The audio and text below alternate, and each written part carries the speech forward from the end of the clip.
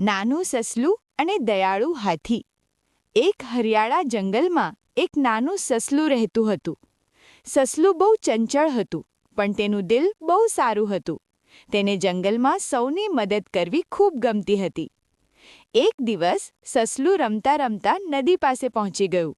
ત્યાં તેણે જોયું કે એક નાનું હરણ લપસી જઈને નદીમાં પડી ગયું હતું. હરણ ડરથી રડી રહ્યું હતું. સસલાએ જોરથી બૂમ પાડી, "મદદ કરો! કોઈ મદદ કરો!" ત્યારે ત્યાંથી એક દયાળુ હાથી આવ્યો. હાથીએ તેની લાંબી સૂંઢથી હરણને બહાર કાઢી લીધું. હરણ ખૂબ ખુશ થયું અને બોલ્યું, "તમારો ખૂબ ખૂબ આભાર. તમે બંનેએ મારી જાન બચાવી." તે દિવસથી સસલું અને હાથી સારા મિત્ર બની ગયા.